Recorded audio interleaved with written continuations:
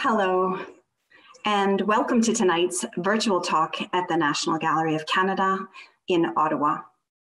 Tonight we'll hear from the gallery's director and CEO, as well as the 4 curators who contributed to the exhibition Rembrandt in Amsterdam, opening with any luck on May 28th.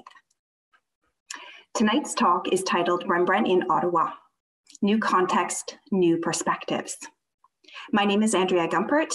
I'm an educator at the gallery and your host for tonight's talk. For viewers who like to read along as they listen, closed captioning in English is available by clicking the CC button. You are encouraged to use the Q&A box at the bottom of your screen to ask questions at any time. You can also request technical help here. This stream is being monitored. This event is also being recorded and will be available on the gallery's website in a few weeks.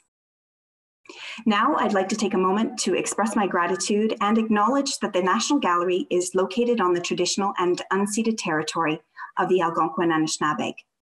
While we're currently meeting in a virtual world suspended in time and space, I am grateful to all Indigenous peoples as traditional stewards of the land, and particularly as it relates to my own work on this exhibition.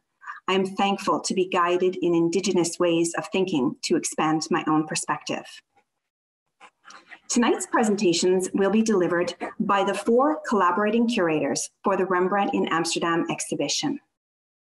The gallery's guest curator, Stephanie Dickey, professor and Bader Chair in Northern Baroque Art at Queen's University in Kingston, Ontario, will address the themes around which this exhibition was built, focusing on the transformative central decades of Rembrandt's career. Following Stephanie, Erica Dolphin, Greg Hild, and Jonathan Shaughnessy, 3 of the gallery's senior curators, will discuss how the exhibition evolved over the past year to make space for multiple perspectives and shed light on blind spots in the traditional art historical narrative. At the end, all 4 curators will be available to answer your questions. We will do our best to get to as many as possible. To begin, however, it is my honor and privilege to introduce Sasha Suda, Director and CEO of the National Gallery of Canada. Thank you, Andrea, and hello, everyone. Merci de vous joindre à nous ce soir. Nous sommes si heureux de vous avoir ici virtuellement pour célébrer notre nouvelle exposition Rembrandt à Amsterdam, Créativité et Concurrence. This exhibition has been over 5 years in the making, and it's the first major exhibition devoted to Rembrandt in Canada in over 52 years. Hard to believe. What's most interesting, though, is how this exhibition has evolved over the last year in response to the transformation happening at the National Gallery of Canada. We've been thinking a lot lately about how we can connect our past to our present. I'm a medievalist by training, and I've always thought that the past, sometimes the past I'm most devoted to, the Middle Ages, or sometimes called the Dark Ages, are relevant today.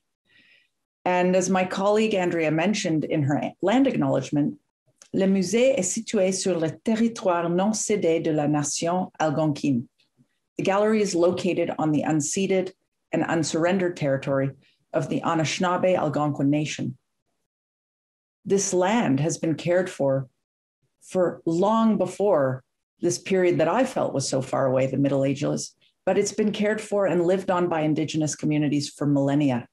Communities that have shown real kindness to the gallery and have generously worked with us as we seek to redefine ourselves as a colonial institution.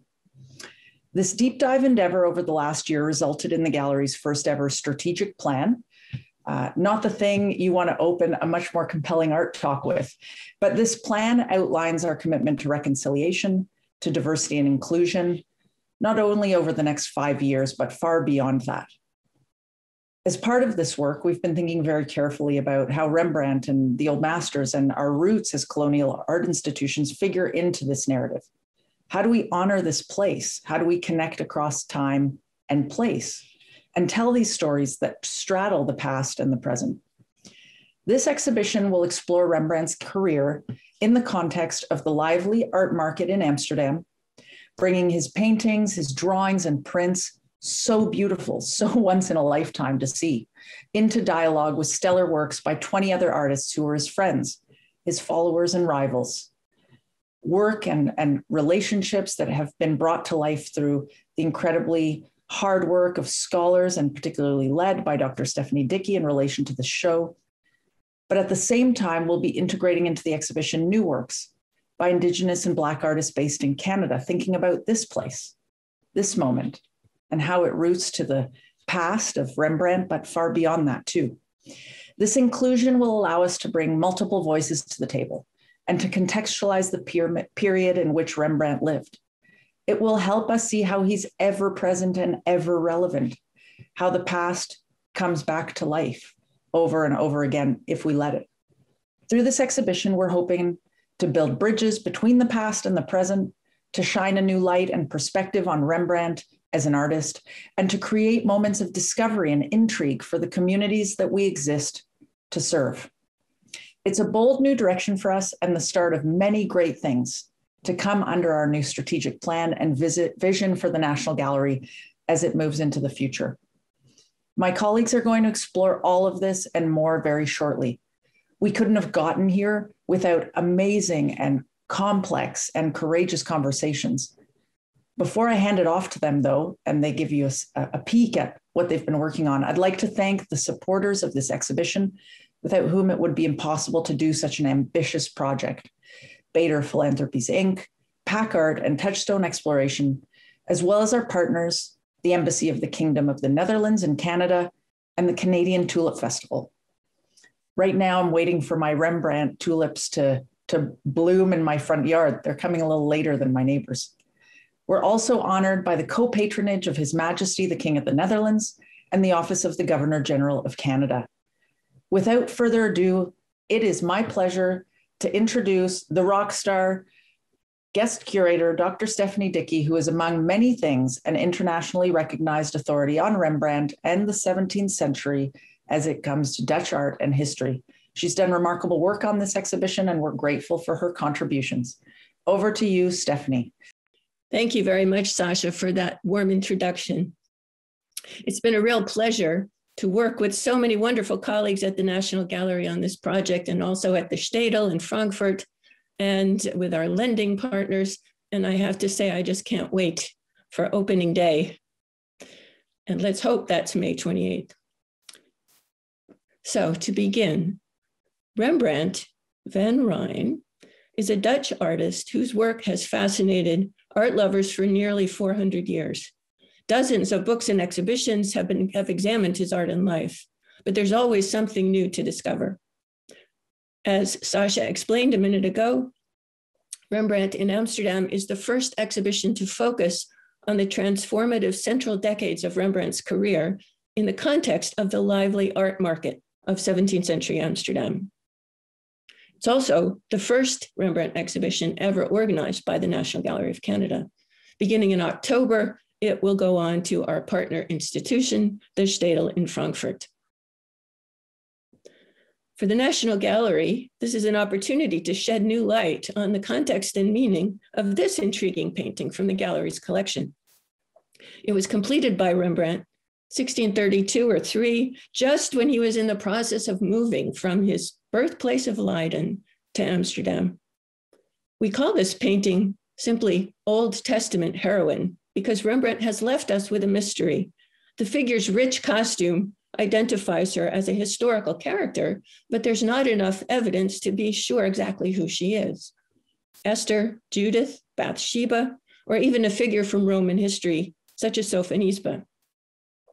In Rembrandt's time, art lovers enjoyed debating and discussing mysteries like this, and I hope our visitors will too.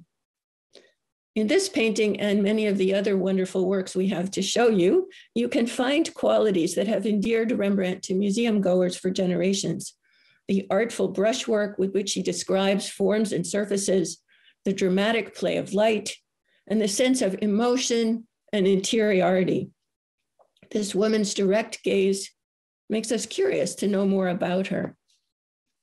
I hope this detail on the right gives a sense of how Rembrandt's expressive brushwork repays close looking and look, for example, at that intricate gossamer sleeve that he's described. I would like to point out that as much as possible, we've designed the exhibition so that each work or cluster of works is 6 feet apart, so that people can take their time to look closely and safely. And I hope everyone will take their time to really look at these wonderful works, many of which, not this one because it lives here, but many of the works we've brought together have never been shown in Canada before. In 1632, at the age of 25, Rembrandt was doing pretty well as an artist in his hometown of Leiden when he decided to relocate to Amsterdam. Why did he make this bold move? Quite simply, Amsterdam was the hottest art market of his time. The city was a hub of culture and commerce with a growing population of wealthy urban consumers. It was the power capital of the new Dutch Republic, the first country in Europe where mercantile enterprise, not hereditary aristocracy, led society. An important factor in this was global trade, and you'll hear more about that shortly. Foreign visitors to Amsterdam were amazed at how many people, from bureaucrats to shopkeepers, had art on their walls. Literally tens of thousands of paintings changed hands every year. And Rembrandt was just one of dozens of artists who moved there to take advantage of this expansive marketplace. So we began with 2 key questions. How did Rembrandt make his mark in this challenging environment? And how did it shape his growth as an artist? We have some fascinating objects in the show that gives insights into Rembrandt's life and his own thoughts about the competitive pressures that he faced. This drawing from the Metropolitan Museum of Art is his satirical comment on having to please his patrons. On the left, you see an art critic sitting on a barrel, and Rembrandt has given him the ears of a donkey.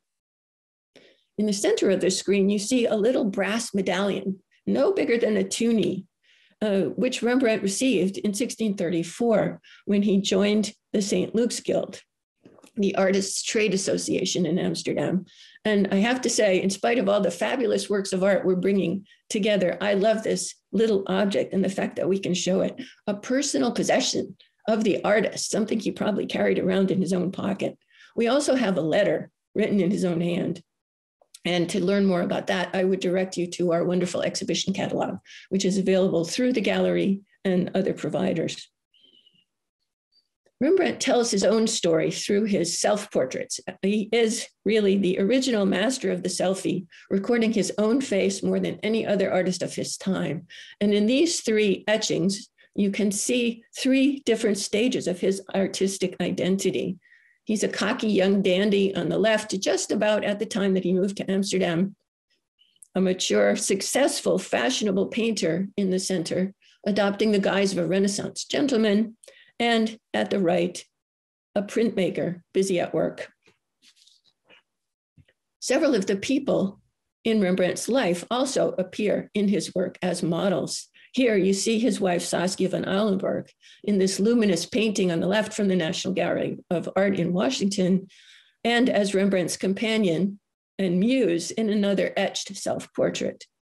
Theirs was a tragic love story. They had 4 children, only one of whom survived infancy, and they were married for only 7 years when Saskia died in 1642 at 29, possibly from tuberculosis. Rembrandt was a highly inventive printmaker, and our installation includes dozens of his prints, many of which come from the National Gallery's own collection. We also have some wonderful ones from the Stedel. In this biblical scene, he inventively brings together several moments from the ministry of Christ, and is often considered his most accomplished etching. But it's known by its nickname, the 100 guilder print, because some collectors in Rembrandt's day were willing to pay that much for it, which was really literally 100 times what your average print would bring. In this way, it speaks to Rembrandt's extraordinary role in the art market of his time. Rembrandt's first training was as a painter of narrative subjects, and he remained a storyteller at heart. A true highlight of the show is this painting, lent by the Stedel, The Blinding of Samson, one of Rembrandt's most ambitious history paintings. I can't wait for you all to see it. The figures that you're looking at here on the screen are life-size. It's really an amazing object. The Old Testament hero, Samson, has been tricked by his lover, Delilah, into revealing that his long hair is the source of his superhuman strength. Delilah cuts his hair while he sleeps and betrays him to her Philistine allies. Rembrandt chooses the most brutal moment of the drama when Samson is blinded and captured. If Samson looks like an angry, awkward old warrior, not much of a superhero, it's typical of Rembrandt to make even an epic tale like this relatable on a human level. The feeling for emotional authenticity is a hallmark of his work, no matter what the subject, and that has long thought by many people have long thought that is one of the great sources of his appeal. Rembrandt is also exceptional for his versatility. Many of his contemporaries competed on the art market by specializing in one theme. Today, we might call that niche marketing. But Rembrandt tried his hand at just about every subject consumers were interested in, and this is why we have such a wonderful variety of things in the exhibition. One of my favorite works we have in the show is this tiny, brooding landscape lent by the Rijksmuseum. Even when depicting nature, Rembrandt manages to introduce an element of emotion, in this case, with the gathering clouds brewing up a storm. There are only 8 landscape paintings by Rembrandt known today, but dozens of drawings and prints. After Saskia died, especially, he took to roaming the countryside around Amsterdam. His fascination with rustic farmsteads was shared by other printmakers, and you can see some great examples in our show and also in the exhibition organized by Erica Dolphin called A Collector's Cosmos, which will go on view beginning in July. In paintings, and especially in drawings and prints, Rembrandt responded to the everyday life around him. These peacocks will soon be dressed and eaten, a delicacy in Rembrandt's day. We can trace the history of this canvas right back to an Amsterdam owner in Rembrandt's lifetime. His wonderful drawings of women and children, like the one on the right, were also avidly collected.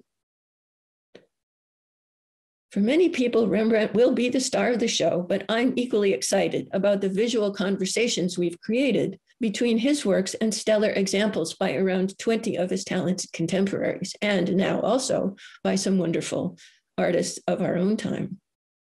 This drawing presents Rembrandt through the eyes of one of his pupils, Willem Drost. It's lent to us by the Rembrandt House Museum, which is located in the house in Amsterdam where Rembrandt lived from 1639 to 1658. And on the right, you can see how the Rembrandt House has reconstructed the studio in his house where each student had a cubicle to paint in. You'll be able to discover works by several of Rembrandt's most talented followers in the exhibition. One of them is Nicolas Maas. Regular visitors to the gallery will recognize his beautiful lace maker here on the right, but not everyone may realize that before he became a specialist in everyday scenes like this, Maas studied history painting with Rembrandt. The work on the left depicts the sacrifice of Isaac from the Old Testament, a frequent subject in Rembrandt's circle. I'm proud to say that this is one of 3 paintings which are coming from the Bader collection at the Agnes Etherington Art Center at Queen's University, where I teach in Kingston. Together, Rembrandt and his followers built a brand that went far beyond Rembrandt's own work. And this is another element that's important for his market participation. In addition to histories and portraits, Maas was one of several former pupils who contributed to the growing market for subjects from everyday life. This charming painting from the National Gallery in Washington was probably begun by another talented follower, Carl Fabritius. And some of you may remember that Fabritius was the artist of The Goldfinch, which was recently the subject of a novel and a film. But it may have been completed by someone else in the workshop.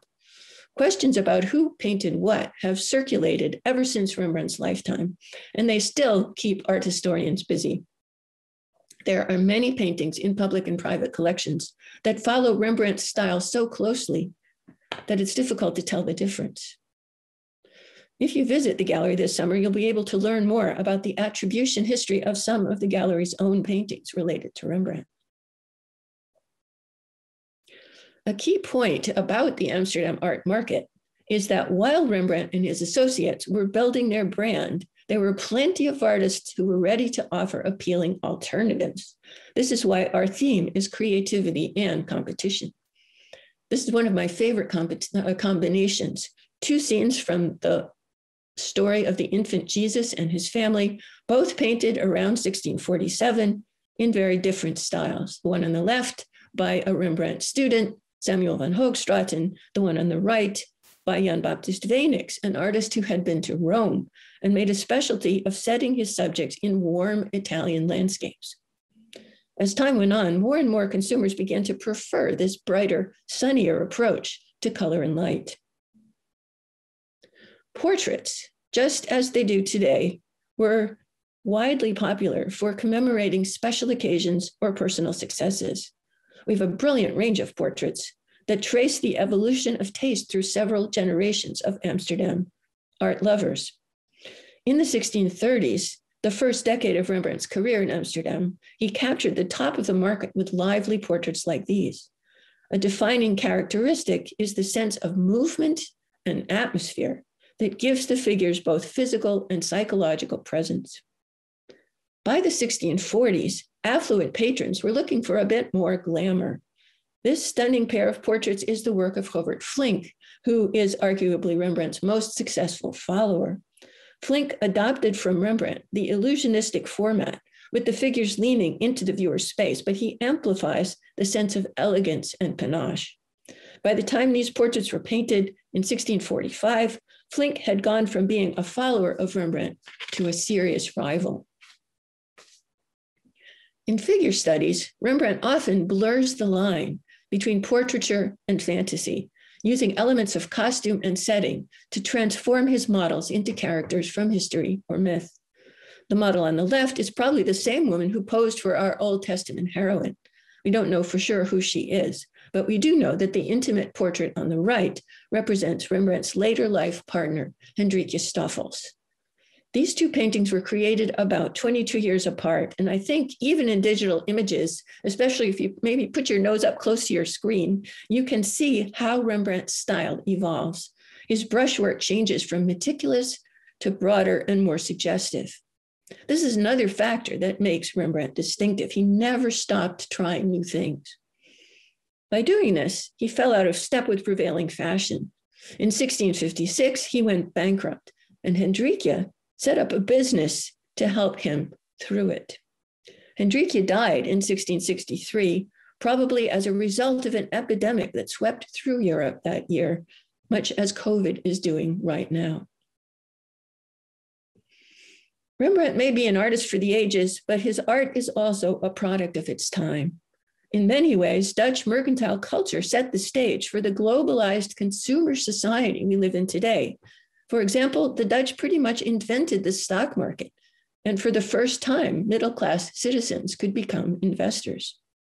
Much of the wealth that supported Amsterdam's lively art market was earned through investments in global trade. With ships converging in Amsterdam harbor from around the world, citizens could purchase commodities such as porcelain from China, silk from India, spices from Indonesia, sugar from Brazil, and beaver pelts from North America. This is one of the reasons why Rembrandt's era has long been known as the Dutch Golden Age.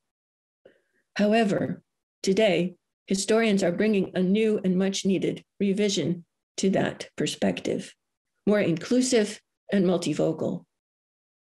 We become acutely aware that European colonialism brought great suffering to people around the world with whom traders and settlers came into contact. This pair of portraits by Rembrandt was separated in the early 19th century. We're reuniting them here for the first time in any public exhibition, and I'm really excited about that. This couple, Philips Lucas and Petronella Bous, were on a visit home to the Netherlands when Rembrandt painted their portraits in 1635. They lived in what is now Jakarta, Indonesia, where Lucas was an official of the Dutch East India Trading Company. From 1619 to 1942, Jakarta was known as Batavia, and it was the capital of the Dutch trade empire in Southeast Asia. In Asia, as well as in Africa and in the Americas, Many indigenous people were enslaved, exploited, or stricken by disease as a result of colonial enterprises. As connections like this came into focus, it became clear that this exhibition presents a remarkable opportunity for a fresh perspective and a new curatorial approach. It was during Rembrandt's lifetime that Dutch settlers in what they called New Netherland, now New York, first entered into diplomatic relations with the Haudenosaunee people, who today their traditional lands include Kingston, where I'm speaking to you from this evening, but also much of what is now New York State. In 1613, they forged a treaty of peaceful coexistence that is commemorated in the 2-row wampum, an example of which you see a reproductive example here on the right. This historic object became a centerpiece for our thinking about how to connect the story of Rembrandt and his time with our own time and place, how to link past with present. You'll hear more about that from my colleagues next. So with that, I'm pleased to hand back to Andrea, who will introduce Erica Dolphin. Thank you, Stephanie. It's incredible to think back to the time before the pandemic when we would actually meet together around a table to plan this exhibition. That seems a very long time ago. Let me just move my slide again. Sorry about that. Now it's my pleasure to introduce Erica Dolphin, the gallery's organizing curator for Rembrandt in Amsterdam. Erica received her PhD on 16th century Spanish art from the Institute of Fine Arts, NYU, and has been with the National Gallery of Canada since 2002. She has her feet solidly planted in the worlds of both European painting and works on paper, and has curated a wide variety of exhibitions. Erica is also the curator of the Collector's Cosmos, the Meekins McLaren print collection, opening July 16th in the gallery above Rembrandt. Welcome, Erica.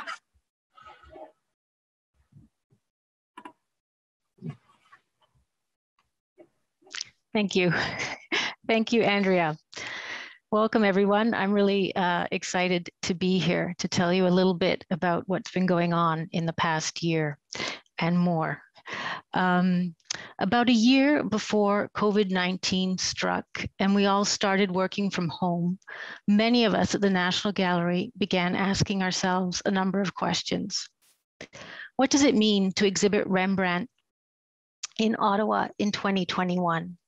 What does it mean to exhibit Rembrandt at the National Gallery of Canada, which sits in a particular and significant location on the unceded, unsurrendered territory of the Anishinaabe Algonquin Nation, right at the confluence of 3 rivers, the Ottawa or Kichisibi or Great River, the Gatineau, and the Rideau.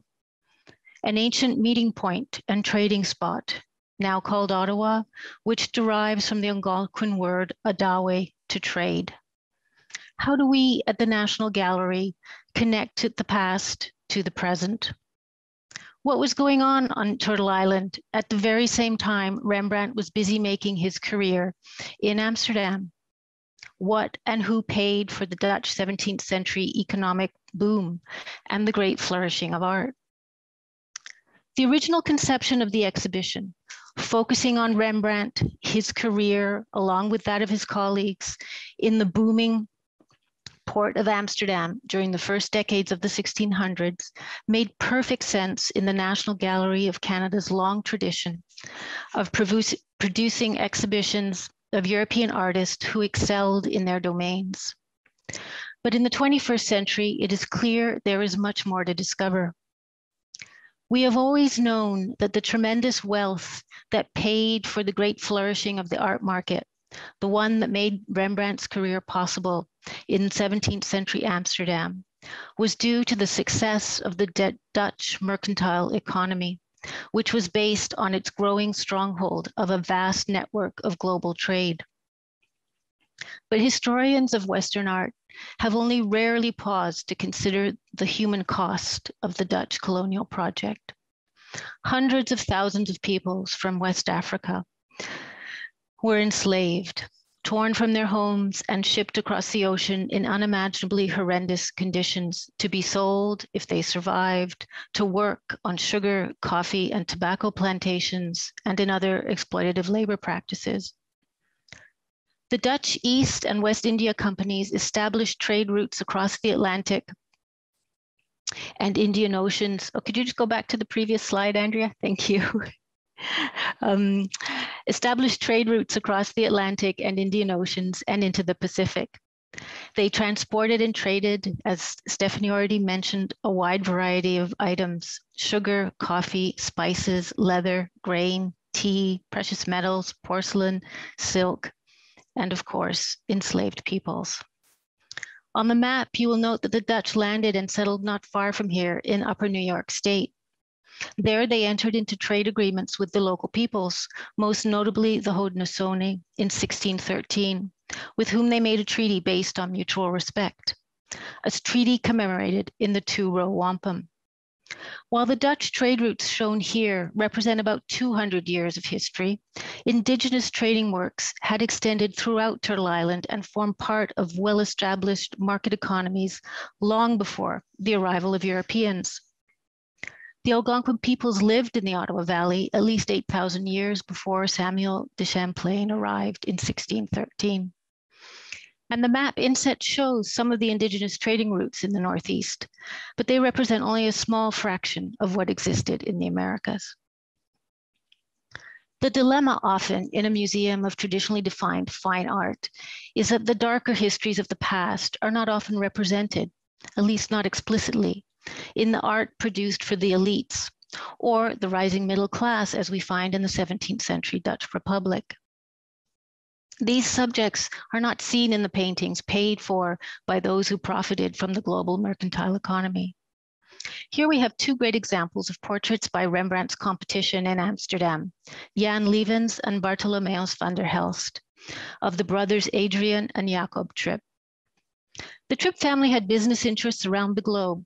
They were invested in the Dutch East India Company and the North American fur trade. They built a fortune in mining, manufacturing, arms dealing, and international trade. We don't know if they extracted labor from enslaved people for their businesses, but they did have business associates who were engaged in human trafficking. But in the portraits, their wealth, status, and global connections are only made evident in their clothing, the bamboo walking sticks, and for Jacob Tripp, the background setting of presumably his country, his state.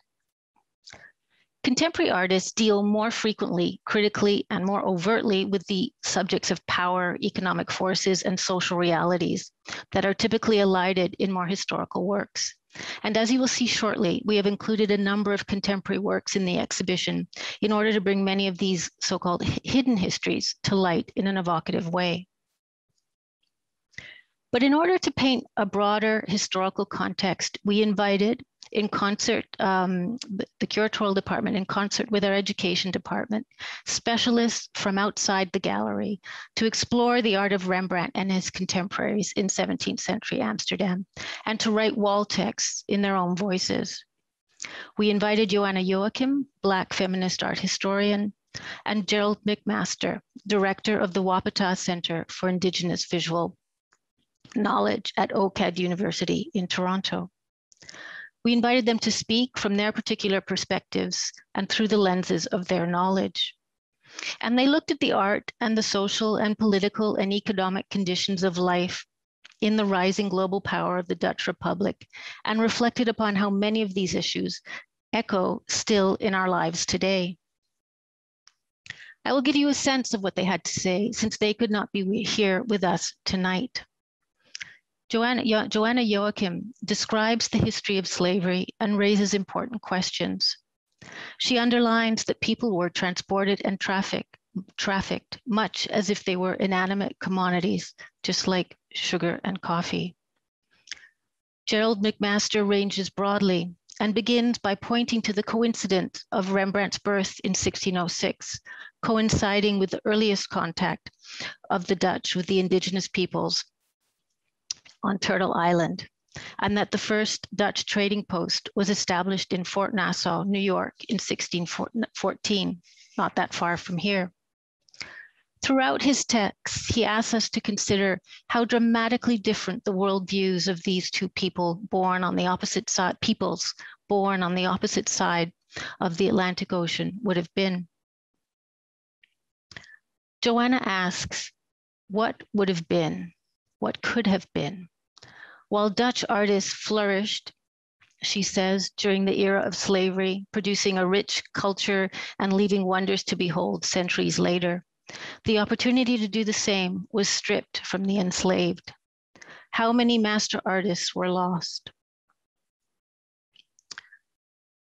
Dutch 17th century painters excelled in the art of still life, or nature morte, as the French more succinctly put it. And still life subjects are frequently understood to be reminders of the transience of life and the emptiness of earthly possessions. And Gerald notes, while indigenous peoples did regard dead or dying animals in a spiritual way, they were not concerned with such themes of vanitas or the emptiness and vanity of life. Instead, hunters made offerings of tobacco and prayers in thanks for animals providing food. In the section of the exhibition dealing with religious subjects, both Joanna and Gerald reflect upon the European Christian practice of the forced conversion of colonized and enslaved peoples. Joanna describes how there was little criticism of slavery within the Dutch Reformed Church, and notes that while a few did advocate for manumission or the freeing of the enslaved, that was only recommended for those who converted and left behind their own cultural and spiritual practices. Gerald compares European traditions of conversion with indigenous spirituality, which was inclusive and willing to incorporate new ideas and ceremonies. He finds commonalities in the appearance of angels in the skies of religious prints and paintings, and indigenous understandings of sky spirits, or Okisikook, as they are called by the Plains Cree.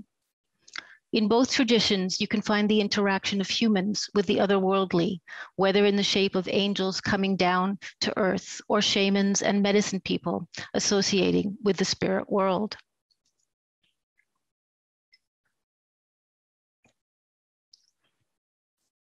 Both scholars address gender politics. We know 17th century Europe was patriarchal. Dutch women were subordinate to men, both socially and economically. Yet, Joanna notices, affluent Amsterdam women managed households whose wealth derived from slavery and colonial trade, and some were slaveholders themselves. Conversely, Gerald tells us Haudenosaunee women were considered equal to men, if not more powerful, and held tremendous social responsibility and control in their villages. And in fact, they had more rights and wielded more social power than 17th century European women.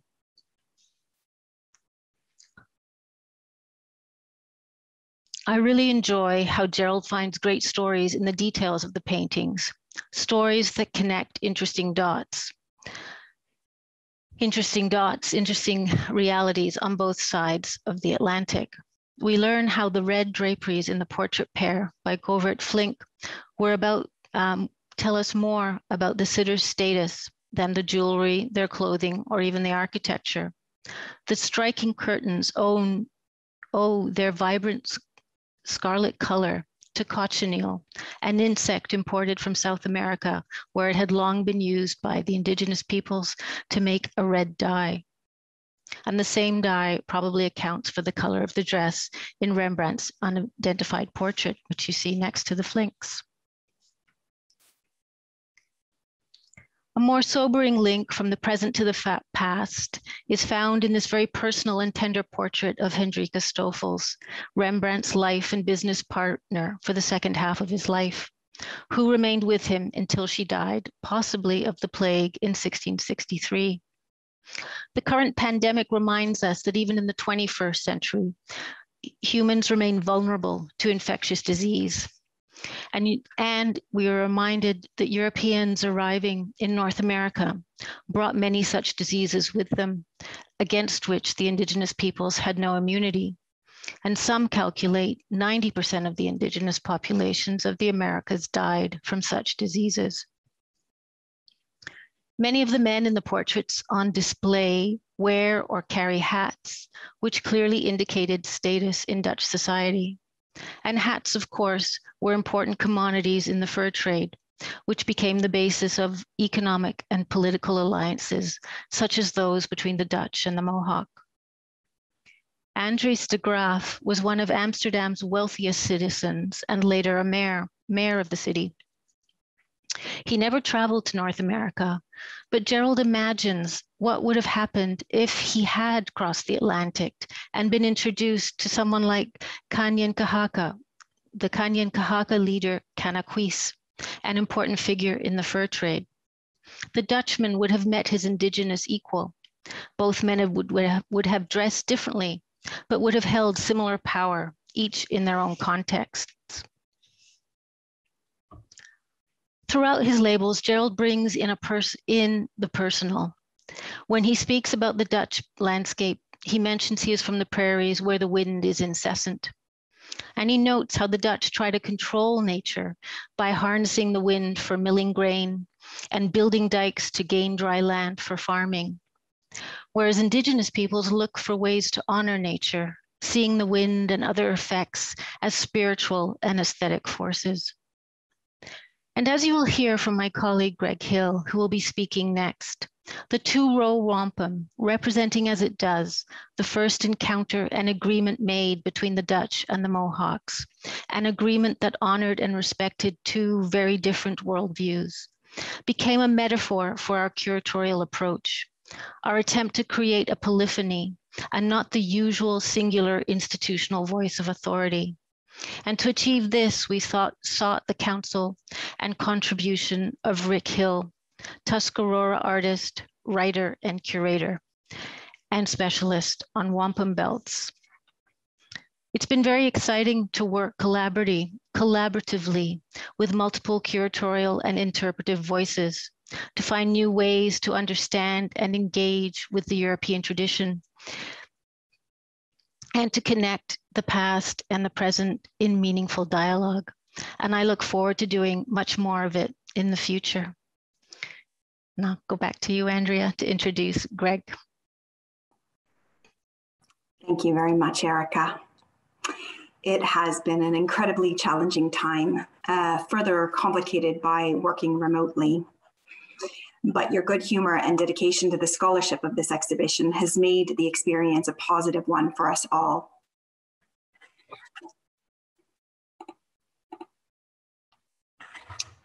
To go into further detail about some of the elements that Erica mentioned, I'm pleased to introduce the gallery's Odane Senior Curator of Indigenous Art, Greg Hill.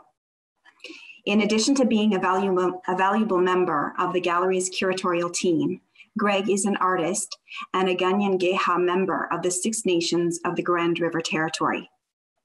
Greg has been dedicated to expanding the collection, display, and recognition of Indigenous art and has curated several important exhibitions. He has contributed to the gallery's leading collection of works by some of the most significant contemporary artists of our time. Welcome, Greg.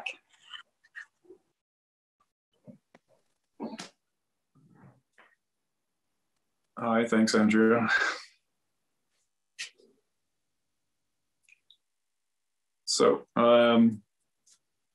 we've been talking about the two-row wampum quite a bit, and I think it would be good to just have a good look at it and unpack it a little bit. First, what is a wampum belt? A wampum belt is a long belt, as you see, made out of beads, individual beads made out of shell, cylindrical beads that are strung together to make the belt. And there are many different wampum belts. These ones, like the two-row wampum in particular, were created to commemorate different kinds of agreements, and they function kind of as mnemonic devices. So so this belt is communicating the idea of two separate nations coming together and cohabitating peacefully in a long journey forever into time immemorial. And that's kind of, and the metaphor is really like two ships or vessels coming together on a river, which would be represented by the white background, and then the two individual purple lines on the belt are those two vessels traveling down this metaphorical river. So that's kind of an explanation of the wampum belt itself that we've been talking about. This is a reproduction of the original belt that dates back, as has been mentioned, to that very first meeting era of the Mohawk, the Ganotgehaga, and the Dutch back in 1613. And one of the things that we're working on in the coming months for the exhibition will actually be, hopefully, if it turns out, a presentation of that original historic wampum belt at the National Gallery. So look for that. If we can move to the next slide.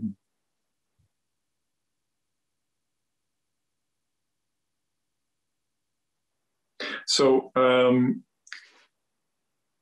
it's interesting to start with the belt and unpack it as a metaphor, because really what it's getting into is the whole idea of different worlds coming together, and worlds and peoples that see and experience the world in very different ways. So the Mohawk language, Ganotgeha, being a descriptive verb-based language, languages shape the way that we interpret the world and how we represent the world.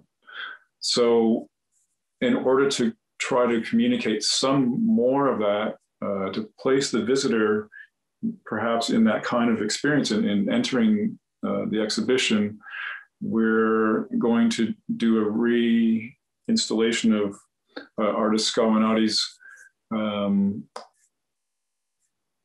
glowing longhouse that you see here in this installation. This is a different installation. We don't actually have a photo of what's being installed right now in the exhibition, but important to see here is this glowing structure, which is a traditional form of Haudenosaunee architecture. And the name Haudenosaunee actually translates to the people who make the long houses.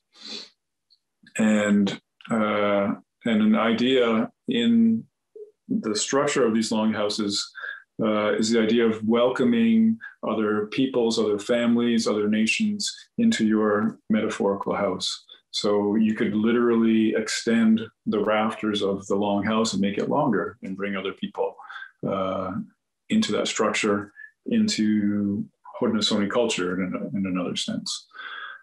So this structure will be in the entrance area leading into the exhibition. So you literally walk through it to enter into the Rembrandt exhibition. So you're literally walking through a kind of Haudenosaunee cultural experience, and then entering into the exhibition and being presented with the Turo wampum that we've had under discussion. So can we move to the next slide? So when we're talking about different ways of viewing the world and experiencing the world, one way that we're so accustomed to that we're kind of blind to it now is seeing the world as if we're looking through a camera, through a kind of perspectival lens, and we're very accustomed to rendering landscapes in this particular way of seeing. So within the Rembrandt exhibition, in the section on landscapes, is this work that you would encounter by Kent Monkman. And Kent Monkman is someone who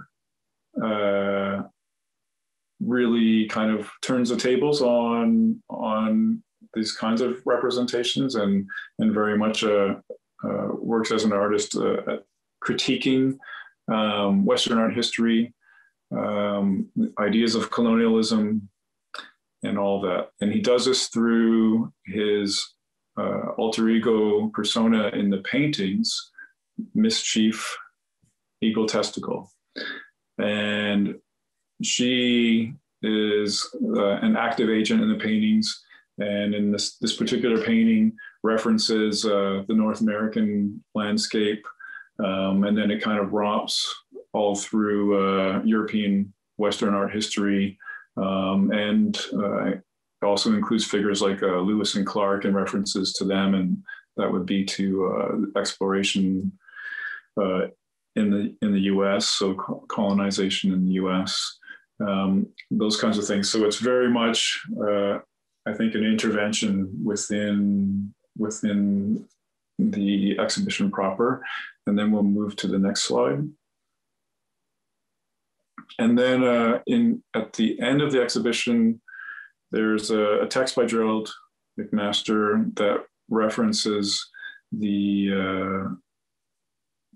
Rembrandt's times and the diseases that were present in those days. And that makes a connection to what we're experiencing now, of course, with COVID-19, but also, as was pointed out, the devastating effects of diseases on Turtle Island in North America to populations, indigenous populations that didn't have immunities.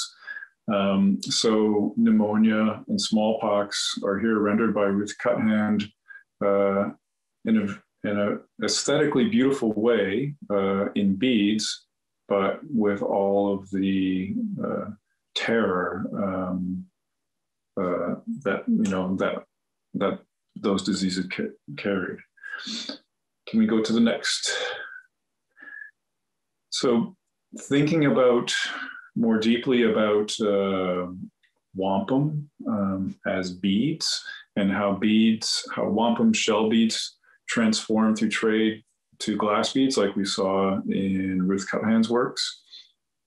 There's this reflection on wampum as condolence, how wampum is used in a ritual, in a ceremony, to bring people to a good mind after death. So on the wall is a string of wampum, and it's a string of wampum that refers to the initiation of the condolence ceremony. And what artist Greg Statz does with this is he creates a live video feedback loop where the camera and the projector are both trained on that string of wampum on the wall. And because they're continuously cycling through each other, it creates this kind of glowing, pulsing activity that really kind of, I think, communicates the idea of how wampum is alive and powerful. It's a very powerful, I think, video installation. And can we go to the next slide? So we started off with Skawanati's work at the entrance of the exhibition. And Skawanati's work, in large part, she's one of the first artists, or the first Indigenous artists ever, to use a new medium in art making. It's called machinima. And machinima is cinema created in cyberspace. And in Skawanati's machinimas, there are references to historical Haudenosaunee culture, and the machinima I'm thinking of in particular, where these wampum belts come out of, is centered in the year 3025.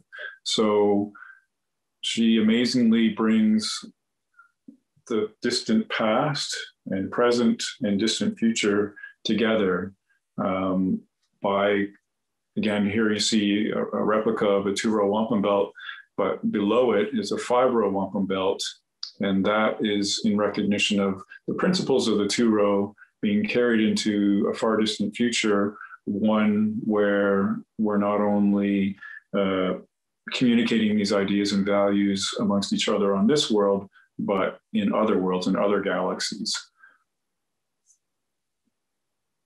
And I wanted to just talk too about a work that we've had on display at the National Gallery in the concourse space outside of the exhibition, because it kind of joins both the end of the exhibition and the front of the exhibition together and creates an important kind of loop, I think.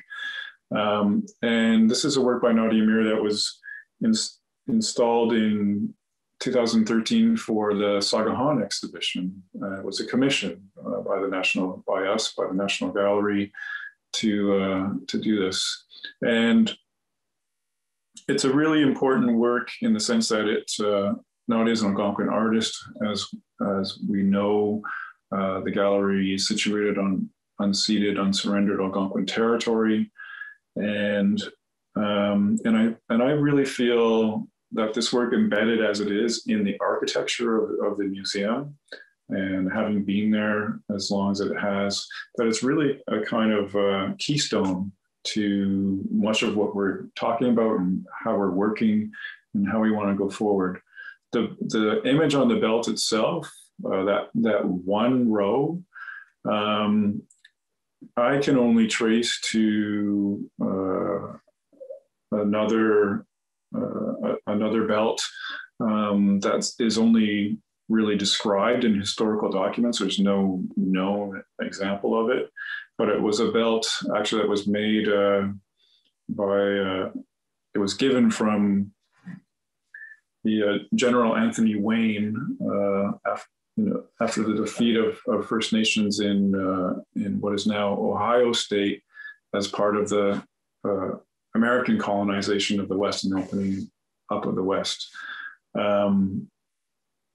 And the ideas contained in it for him were that this was a belt to represent the road from First Nations in Ohio, the road or path to U.S. governments in the eastern U.S.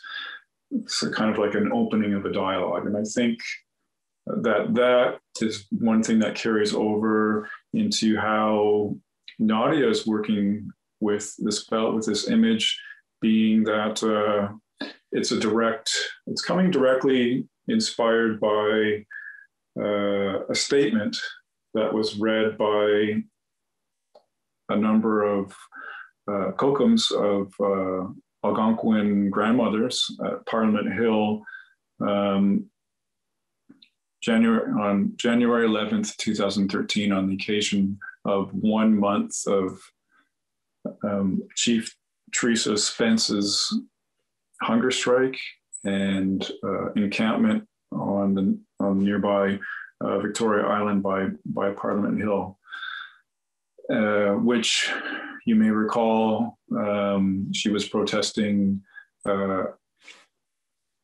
Harper government's kind of omnibus bill that was really infringing on a lot of Indigenous rights. And this is also really the start of the grassroots I Don't Know More movement that still resonates today. So it's really invoking a lot of very important things that are still very important to us now. And I just wanted to close my part of our talk by reading that statement from the grandmothers, from the kokums that they read out on Parliament Hill. We join the voices of all our relatives who are standing up and speaking for the land, water, and future generations. We invite the settlers to join us in this call to their government. We demand that the Crown and all governments on Turtle Island start to behave in accordance with the United Nations Declaration on the Rights of Indigenous Peoples, the Royal Proclamation, the treaties, and their own constitution. All of the newcomer governments are in violation of all of these. This means respecting our customary law, and finally, beginning to be in a relationship with Indigenous people, which is respectful and honest. We make these demands on behalf of all those who cannot speak, the land, the water, the animals, and the future generations. Their very survival depends on our success. This is our responsibility as grandmothers. Kokam Misang, Chimikwech. Thank you very much. And I'm going to hand it off back to Andrea. Thanks very much, Greg.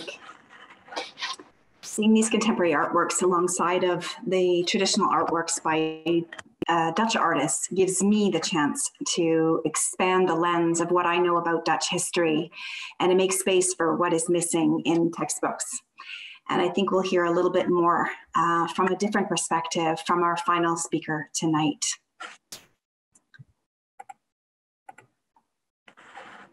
As curator in the Contemporary Art Department, Jonathan Shaughnessy has organized numerous exhibitions, and he is presently the project director for Canada's presentation at the 2022 Venice Biennale, featuring Vancouver-based artist Stan Douglas.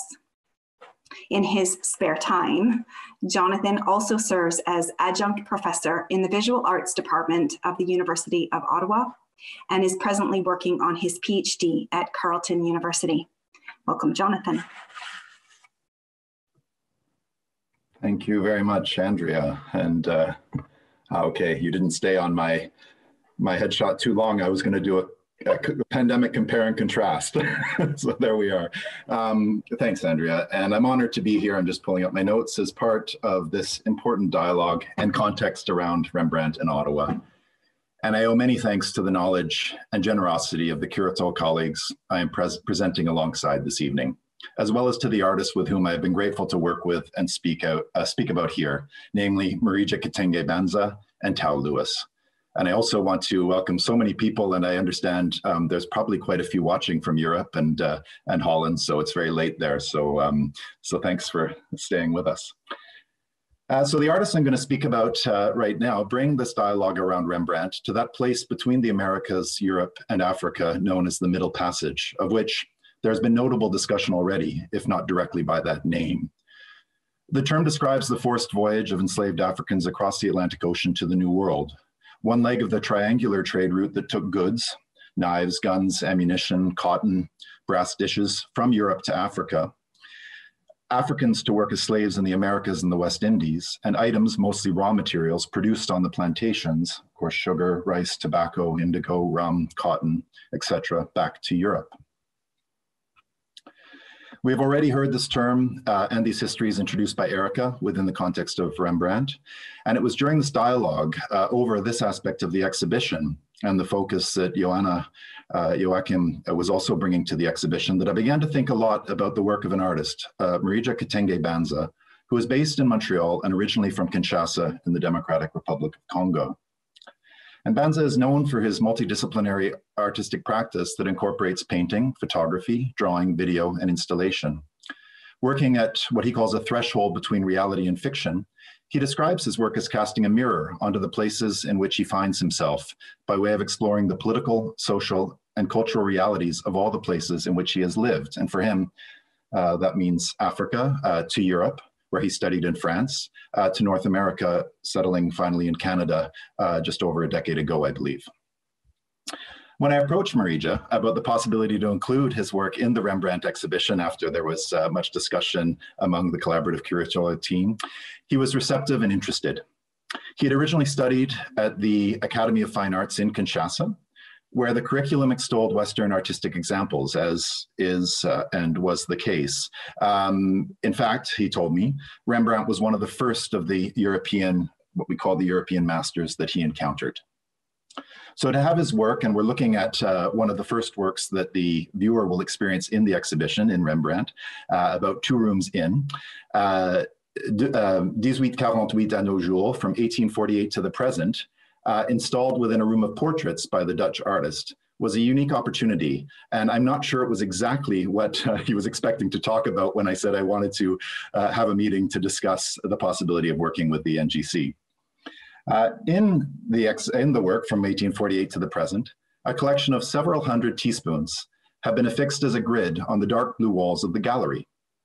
There is nothing particularly special about these spoons. Some are silver, others are stainless steel, that the artist has assembled, and each has no doubt at one point or another served its purpose as scooping sugar into cups filled with hot coffee or tea. Such activities are part and parcel of social rituals, especially of certain classes, and interestingly, the likes of which surround the installation within the room of portraits in which it's placed.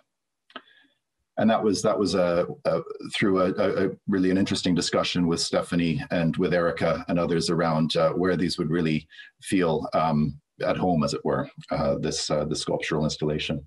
So for Marija, teaspoons are a recurrent motif within his work, objects that evoke goods and resources such as tea, coffee, sugar, and silver that have been extracted from the global south for trade in Western markets since at least Rembrandt's time.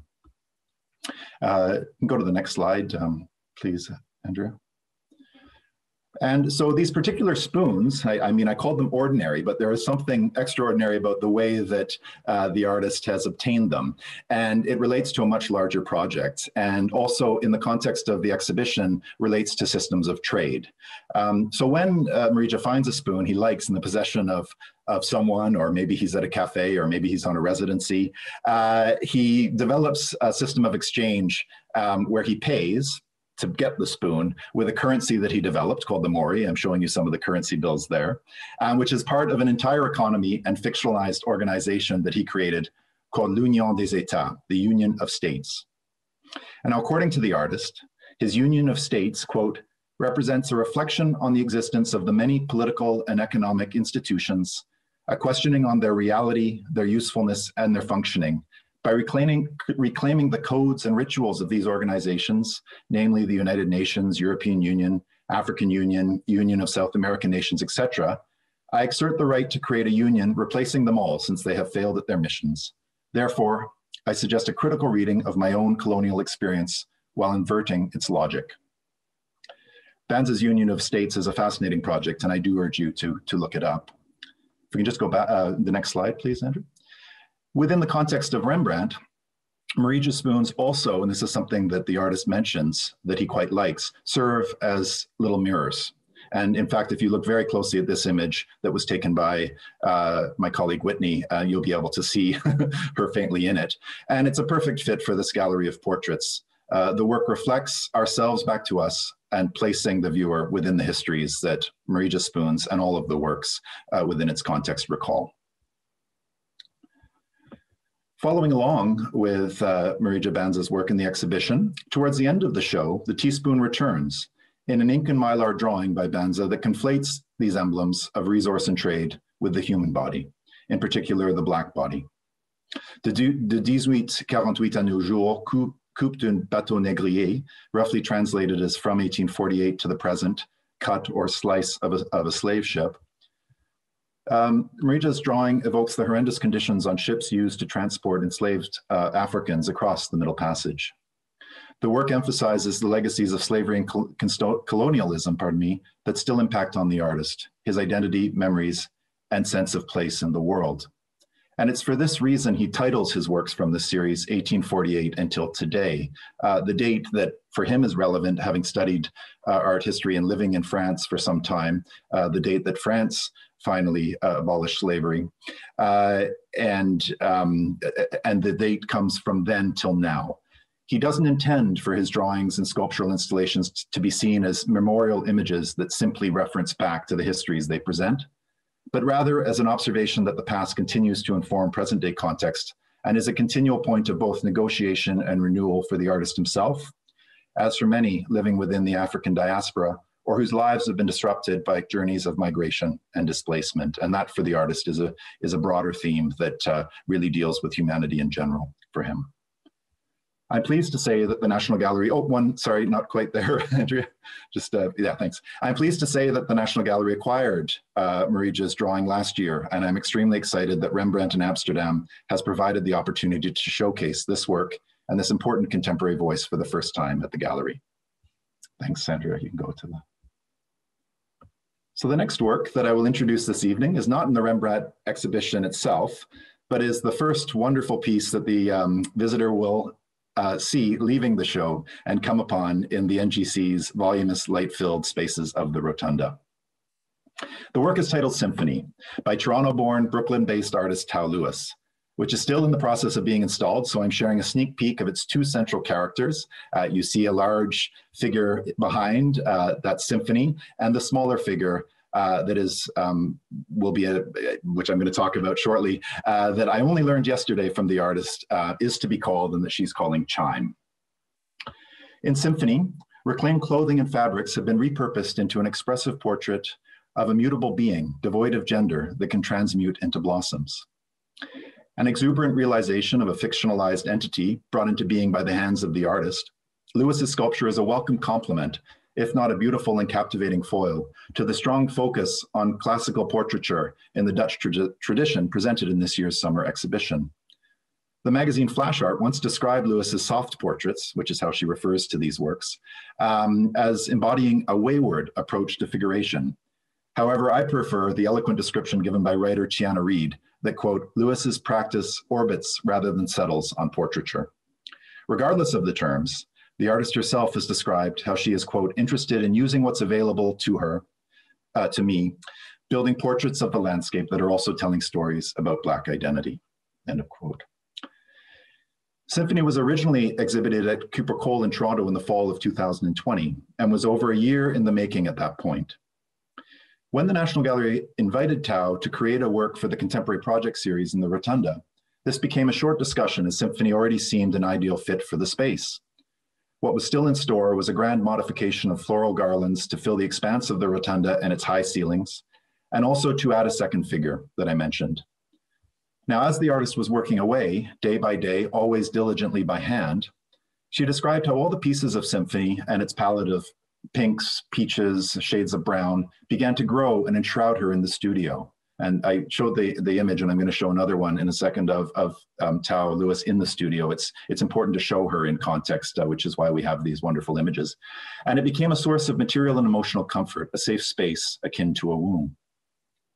The artist had already envisioned the sculpture as an embodiment of ideas around non-gendered motherhood and gardens as sources of knowledge and growth. However, during the process of making, she found that the work and the studio was affording and offering her the very nurturing and care she sought to represent through the artwork itself. What emerged from this journey, and that I'm thrilled to say is now a part of the National Collection, is Symphony, a clairvoyant spirit connecting geographies, souls, and time, both earthly and ancestral. And it's on this point that we come back to Rembrandt. Can we go to the next slide? Yeah, thanks. This is Chime, so a detail of that, and I'm focusing here on the eyes. So Symphony, the overall installation, both Symphony and Chime, have eyes formed of seashells, and the larger sculpture has arms open in a welcome embrace. These shells are from a collection Lewis has assembled since childhood, some of which may well come from her familial home in Jamaica, where indeed at times do some of her reclaimed fabrics. The base of on which Symphony sits at the gallery is a pinkish hue called Coral Bluff. In choosing between a few colors, Tao was guided towards the connection to water, telling me that she would usually take that if we landed on a paint color that had a water or an oceanic reference, that things were on the right track. Thinking through and back into Rembrandt, these shells recall the wampum beads of which Greg just spoke, and which also stand adjacent to Symphony in Nadia Mear's incredible photograph of a wampum belt running alongside the concourse, the image of which Greg also just showed. These tubular white and purple beads that make up wampum find their origins in shells gleaned from the shoreline and washed up from oceanic depths. And through following the flow of garlands in Symphony, I find myself thinking about the residues of the histories, Black, Indigenous, settler, colonial, that are entangled within Rembrandt in Ottawa and this rethinking that's happening and that we're speaking of tonight. Get the last slide, please. Thank you, Andrew. For Tao Lewis, the purpose of making artwork, all of her artworks, is to labor with and through materials to shape a vision for a world, or what we may rightly call a necessary reworlding in the face of traumas, both personal and collective, especially those connected to histories and lived experiences within the African diaspora. As with Marija Katenge Banza, however, the goal of the work is not to dwell in a singular past, but rather to connect histories, and certainly in symphony, past, presents, and potential futures. She really does look at ancestors, and symphony is seen by her to be a mutable soul that can see through times and all times.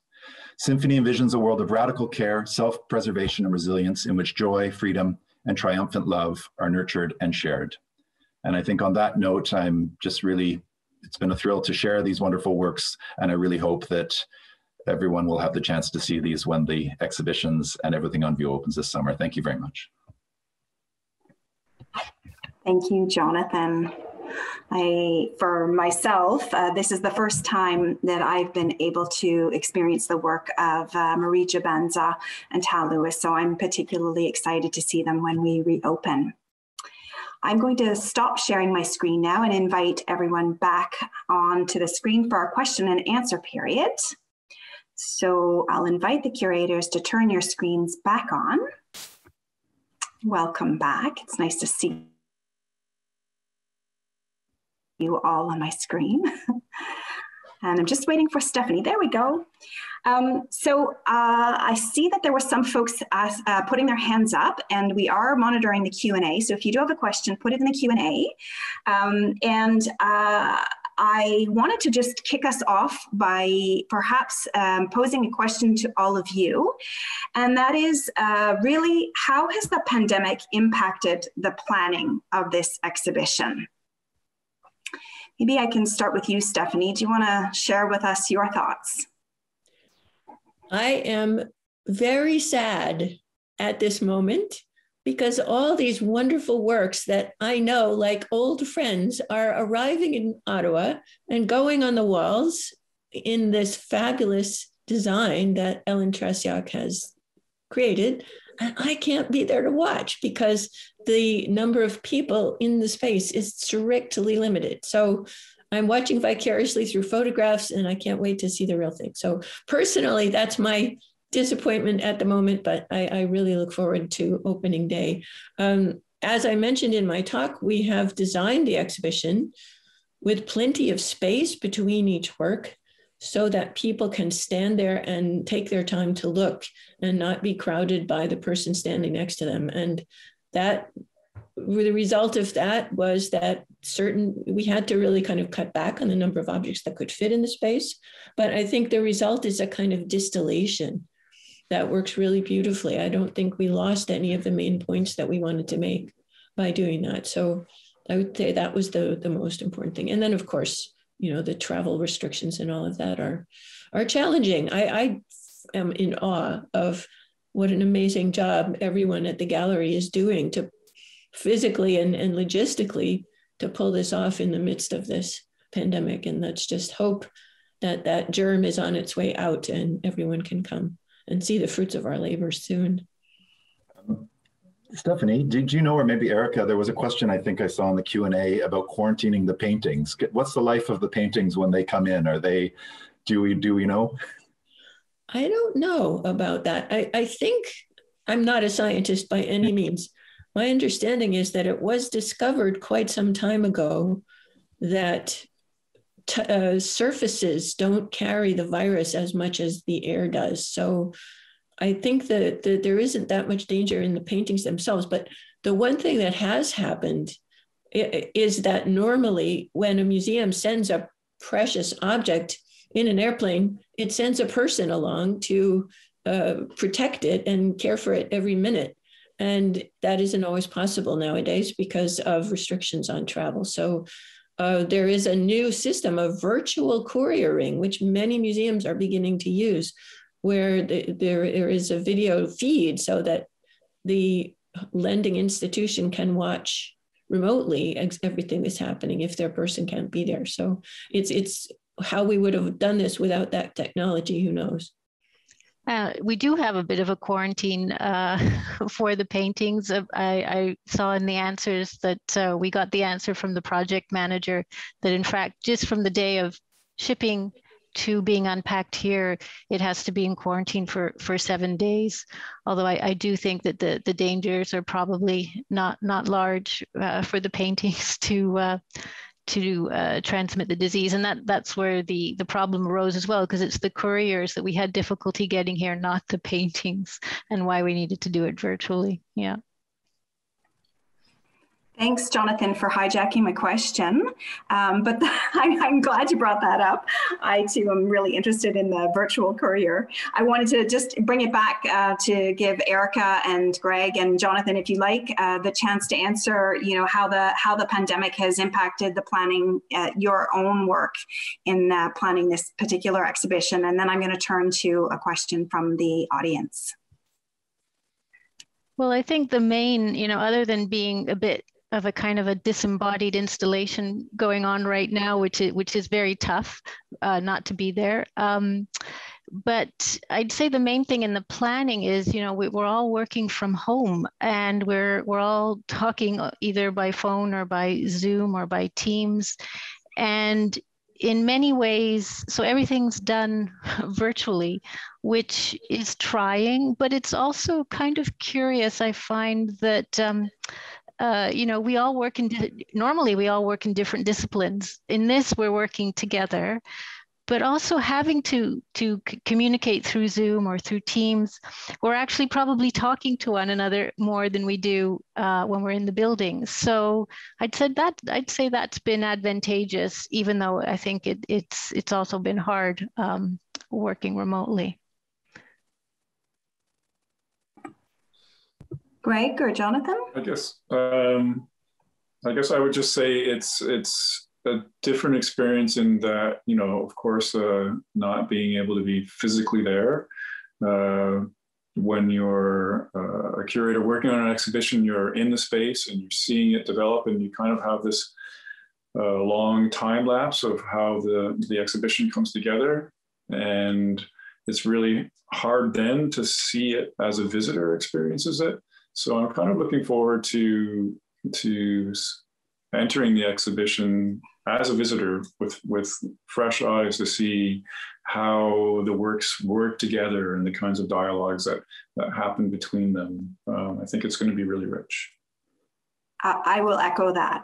By now, I would have imagined as an educator to have gone into the spaces and be able to sort of imagine that visitor journey through. Makes it a lot more, it gives them a lot more sense to the experience for the visitor, but I haven't seen that. I'm seeing your snapshots from Whitney and others that are sending them back. Jonathan, did you want to add something just before I move to our first question?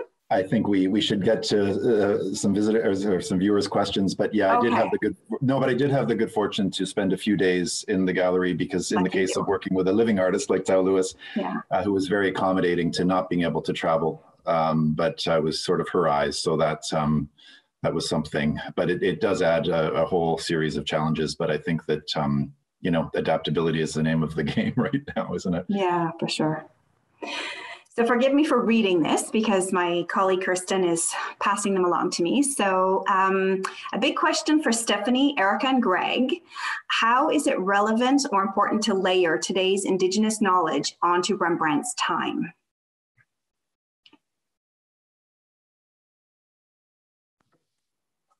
I think, today's Indigenous knowledge is yesterday's Indigenous knowledge and 400 years ago Indigenous knowledge.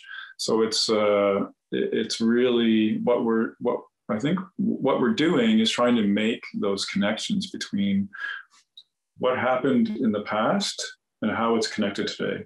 The idea of the Turo Wampum being exchanged between the Mohawk and the Dutch 400 plus years ago, and the saliency of that today, how that wampum has been kept and cared for over that period of time, how it is referred to in contemporary art practice and in politics and all kinds of areas, and then how Rembrandt is connected to North America in the sense of the Dutch colonial project, but also the Rembrandt exhibition is here now.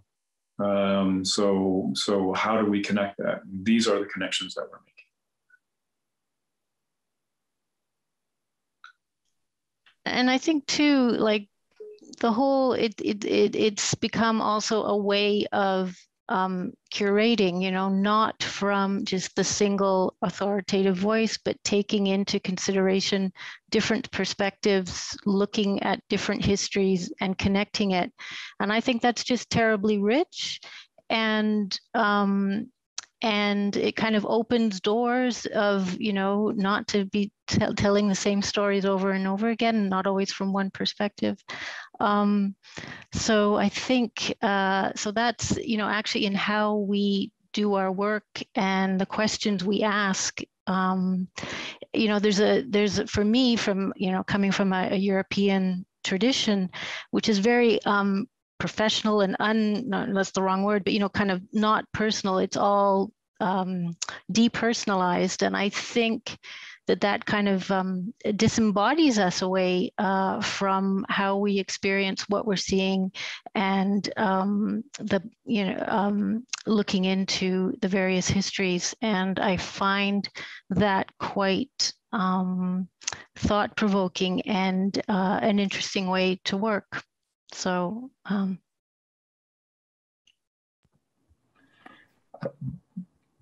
Jonathan, do you want to go ahead? Well, unless Stephanie wanted to add, but no, I just wanted to sort of, and maybe, you know, I think Greg and I are both contemporary art curators, and I think that, and Eric had mentioned it, that, you know, contemporary artists are often delving into these histories, and you see examples of this, but I think within an encyclopedic institution, as the National Gallery is called, that has, you know, an art historical collection going across time and place, it's really an opportunity to be able to, for me anyways, as a contemporary curator, to be entering into this dialogue, to be able to see contemporary art, not just speaking about these histories among other pieces of art now, but rather to really be embedded within the histories that are being represented. So, you know, I think that this is really, I would suggest, an exciting way to work, in a way that I think we'll see a lot more of. And I think we are seeing a lot more of, if I may add that. Thank you. I'm conscious of the time, so I'll ask one more, and I'll apologize to our public, our very loyal public who stayed with us all this time. I'm going to ask this one that came in. Are any of you concerned about the well-known name of Rembrandt overshadowing the other artworks, particularly those by BIPOC artists? Who would like to start with that one? Well, there's many more Rembrandts in the show.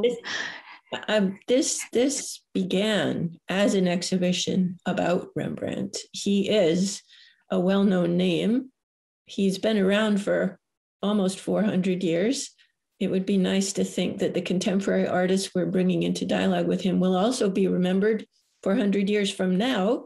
And, you know, they are at a different stage of their long journey, those objects, than the objects that have been loved and treasured for so long. It's not a question of overshadowing, it's a question of enrichment. And I mean, before we decided to include the contemporary works, I was also wrestling with the fact that there are actually, as I mentioned in my talk, 20 other artists, Rembrandt's own contemporaries, in this exhibition, and they're being overshadowed too, because Rembrandt is a big name. I mean, what other artist has a toothpaste named after him, right? Or a rock group? Rembrandt is this phenomenon which goes way beyond the artist himself, and he is a well-known name. And it's interesting to think about why that is, and why certain artists become super famous and others don't. But, you know, it's a matter of personal choice, maybe personal taste. There's something about his work that's eternally appealing and engaging. And, you know, these objects are there side by side for us in our present reality to look at and to respond to. The meaning of any work of art is a product not only of what the artist set out to do, but what the viewer brings to the equation. And there are many different viewers who will come to see this show, and some will be of Indigenous background, so hopefully some will be of African background, some will be of European background. There are over 1 million Canadians who trace their heritage back to the Netherlands, which is kind of nice to think about. But everybody brings something different, and each of these artists has something different to say. And I hope people will take the time to discover the other artists in this show besides Rembrandt. As much as I love him, he's the superstar, but everyone else has something to contribute as well. I think that's a lovely way to end this. So, Jonathan, I see you unmuted, or Greg, you're signaling me. I'm going to let Go Greg ahead. go first. Yeah, Greg can. Go ahead, Greg. Yeah, I mean, I don't have any concern for the artists to be overshadowed by Rembrandt. These are the Rembrandts of our time, some of these artists. So, I mean, Joanna Joachim asked the question, you know, what could have been, right? In response to the idea of Rembrandt and the colonial project and slavery. How many other Rembrandts do we not know of because of what happened? But I think the inclusion of the contemporary works, these are just come and look and tell me, you know, that the work is being overshadowed, because I don't think that is happening or will happen. So I invite you to experience the exhibition. Thanks, Greg. Jonathan, final thought? You're good? No, I'm going to leave the final thoughts with Greg and Stephanie on that one. Thank you. Well, listen, I want to thank each of you, Sasha, Stephanie, Erica, Jonathan, Greg, for tonight's talk. I think you've given our viewers a good enticement to come and see this exhibition as soon as it opens. Now, if we can just get the virus to cooperate. Thank you to our viewers tonight for your attention and thoughtful questions. I'm sorry we didn't get to more of them. We appreciate that you interrupted your dinner or that you stayed up late to join us. And we look forward to welcoming you into the gallery on May 28th, fingers crossed. Thank you to my many colleagues across the museum and behind the scenes who helped make this talk a reality. Please join us for our other virtual talks, symposium, and events planned for the Rembrandt in Amsterdam exhibition by visiting the gallery's website. And you can learn more about Rembrandt and his contemporaries by checking out the online digitorial that was a co-production between the Stedel Museum in Frankfurt, Germany, and the National Gallery of Canada. From Ottawa, Canada, good night and stay safe.